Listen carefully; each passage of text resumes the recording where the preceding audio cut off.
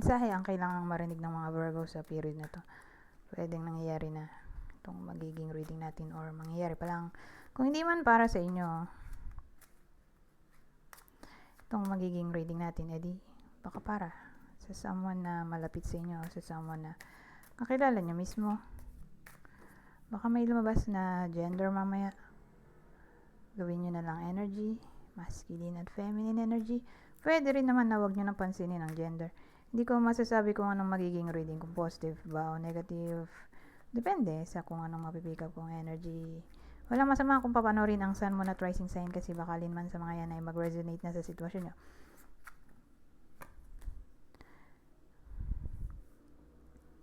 Virgo, no? Ito, pag-isahin ko na lang card. Court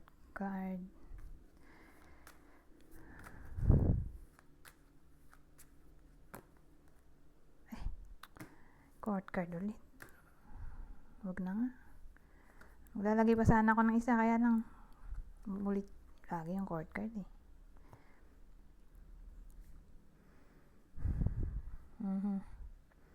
So, meron tayong 7 of Wands, Knight of Swords, King of Wands, Queen of Pentacles, 5 of Pentacles,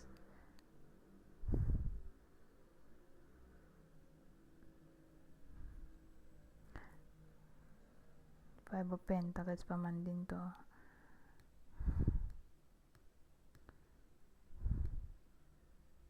Ano kaya to? Bakit may 7 of ano dito? 7 of Wands. Parang may struggle, ano?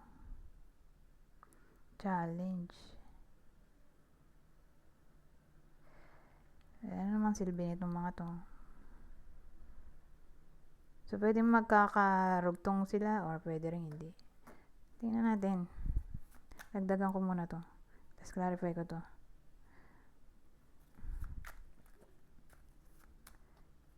Ay, clarify ko na nga lang muna to. Court card na naman. Pero at least, ito na yung bida natin. May bida na tayo. Okay, teka, dagdagan ko pa nga.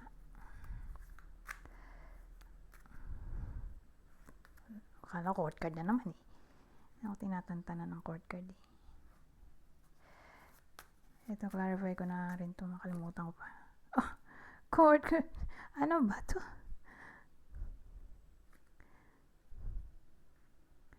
Pero at least dito, double queen.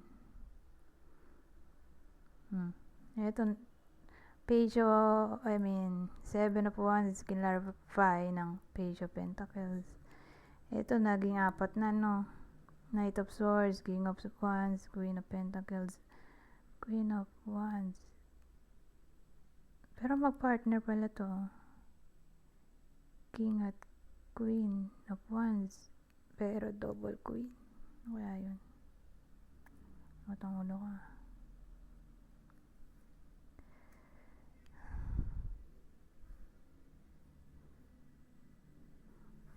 So, yung 7 of Wands ito. Kinlarify ng Page of Pentacles, Magician. So, ang bida natin na ito. Okay. So, sasabihin ko yung clue para malaman nyo kung kayo ba yung bida. Kasi kung hindi, edi baka tumama dun sa person nyo, anak, o anyone na malapit sa inyo. So, yung bida natin ay babae. Pwede ring lalaki kung introvert siya. So, dual gender tayo, ha.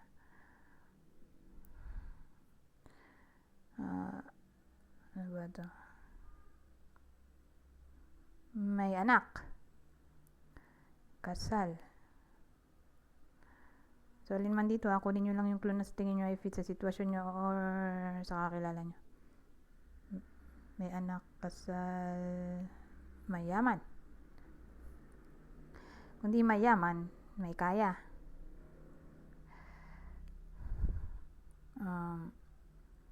Pwede ring may business.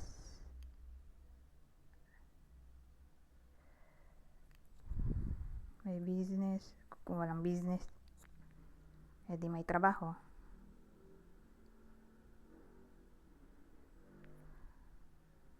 May trabaho. 18 to 25 years old.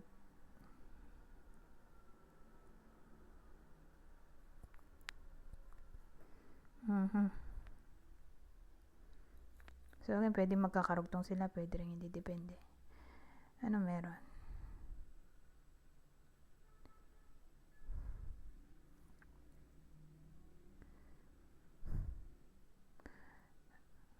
May manifestation kasi ito eh. O mastery. Action. Ano nga pa ba ito?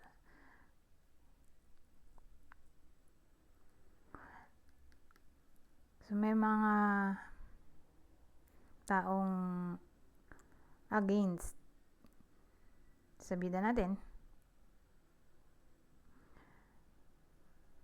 Sa gusto niyang mangyari or tungkol siguro sa kanyang knowledge,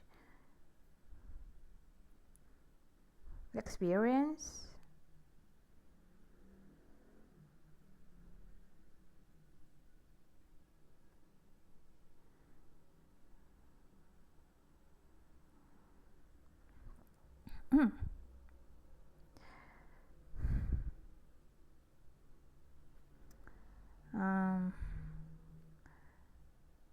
So, saan ang galing tong competition?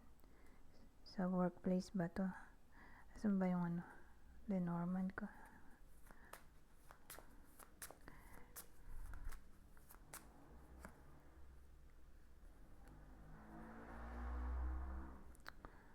Mensahe.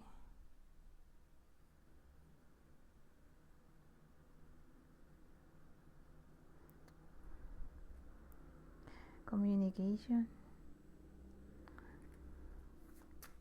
Kung makuha yung idea eh. Ito sick bed temporary. Ano nga ba ito? Dito natin lagay para kita.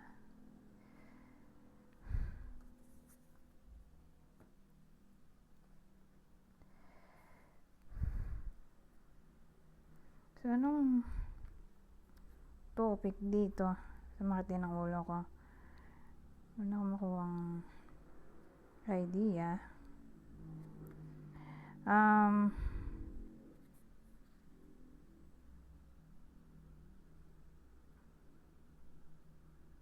Mukhang may problema eh. Sa topic ng communication. May mga tao na etong dito against sa kanyang idea or kung paano siya mamalakad. Hindi ko nga masabi kung saan nga ba to, sa career ba to, sa relasyon.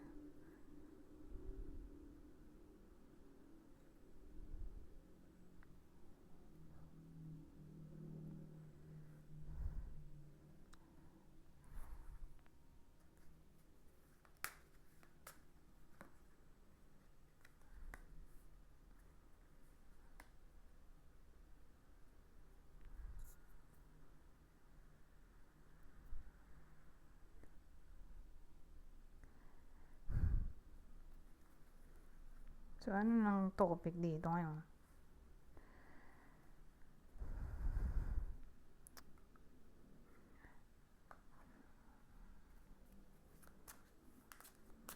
Conflict naman to.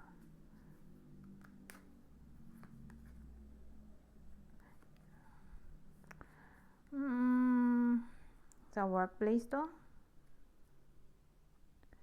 Tingin ko sa workplace. May mga tao na para bang hindi believe sa bida natin or sabihin natin Kung leader yung nanonood, or anak nyo, or anyone na malapit sa inyo, may mga subordinates siya na matigas ulo, hindi nakikinig sa kanya, hindi sumusunod, pasaway. Ngayon, kung siya mismo yung subordinate,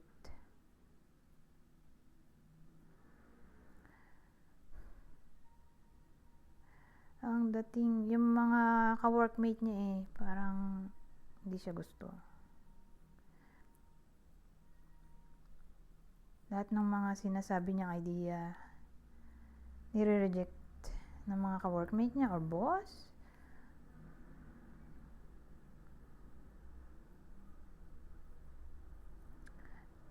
So, yun dating. So, inisip ko kung magkarugtong ba itong mga to. O, hindi. Dito, double queen, kasi ito.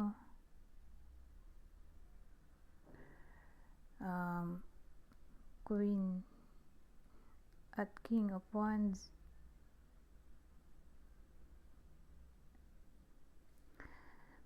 Tingin ko may tutulong naman sa bida natin.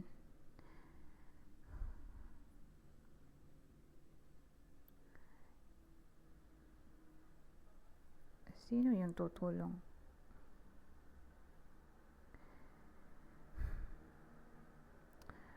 Ang tingin ko na tutulong ay babae. May babae dito Baka boss niya to or ka-workmate din niya.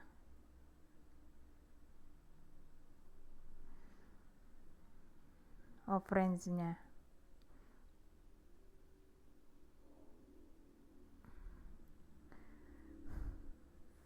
Friends niya sa workplace, specifically babae.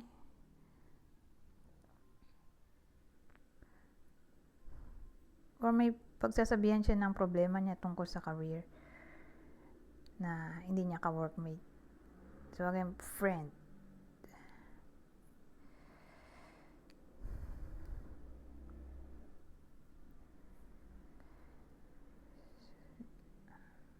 So may mag-advise dito sa bida natin tungkol sa career niya. Kasi parang bullying yung nangyayari dito Whether siya yung mismong boss, may leadership, or siya yung subordinate. Ang dating sa akin may bullying. Kaya yung 5 of Pentacles. Pero at least may mga tutulong naman. Don't worry. Specifically, babaeng ka-workmate. Or may pagkukwentuhan yung bida natin na hindi niya naman ka-workmate. So, mag-advise yun, yung taong yun sa kanya, kung anong dapat niyang gawin. Ay, dito pala tayo sa 5 of Pentacles.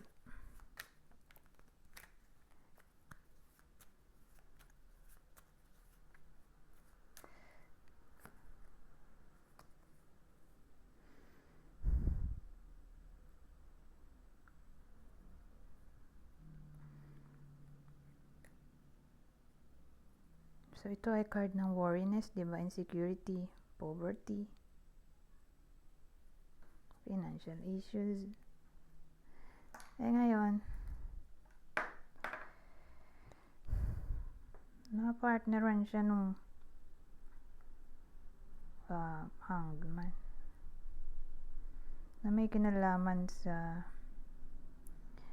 pag-let go, release, surrender. So, in short, anong advice sa kanya dito ng universe? Or ito na yung future outcome. Magpaka-positibo na lang siya, in short. Paka-positibo siya sa mga nangyayari sa buhay niya. Hindi kasi na-advise dito resign siya. Parang na-encourage siya na mas tatagan niya pa. Tatagan niya ang sarili.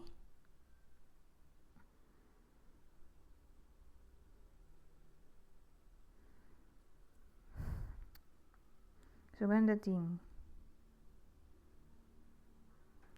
Huwag siya magpa-apekto sa mga taong nasa paligid niya na bumubuli sa kanya. Kasi hindi pa na-advise na mag-resign siya eh. Lalo't siguro, wala pa siyang maipapalit. Mahirap kasi mag-resign, wala ka pang mapapalit na work. Matitingga ka, hindi mo alam kung kailan ka magkakaroon ng bagong work.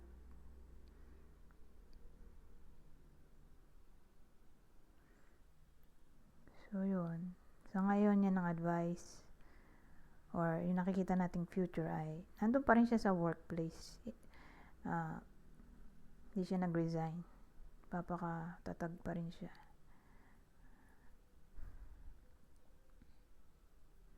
Ganda thing. So, since medyo komplikado yung naging reading natin, lalagay tayo ng advice pa. Iba pang advice na nangyari dito.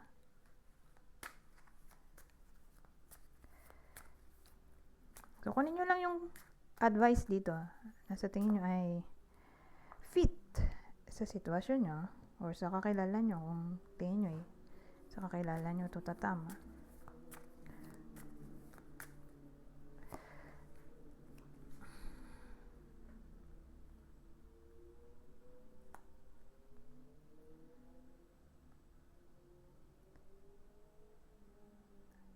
Sabi dito, ito basahin ko. Believe in your personal power. Wow, tamang-tama yun Lalo't kailangan niya nun, ng personal power. Kasi nga, binubuli siya Hindi pa naman siya pwedeng mag-resign. Hindi pa yun na-advise. At di rin natin nakita na mag-resign siya. Yung bida dito.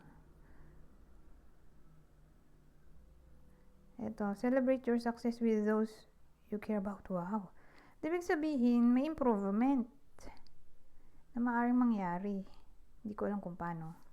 Kasi may celebrate So, siguro, ma-overcome din niya itong ganitong klaseng challenge. Lulabayan na siya ng mga bully niya. Or titino na yung mga subordinate, kung leader yung nanonood. Manager, supervisor. Kasi parang matigas yung ulo ng mga subordinate dahil sumunod sa manager, CEO, sa boss. Pero kung subordinate, wala siyang position. May bumubuli kasi sa kanya kapwa niya ka-workmate or boss. Pero again, may celebration So, ibig sabihin, may good news na paparating. Okay, yun na lang. Expect natin ng good news. Who knows? Baka naman may new opportunity na dumating sa kanya. Hindi nga lang natin masabi kung anong klaseng new opportunity. Pero at least may celebration card tayo. Diba?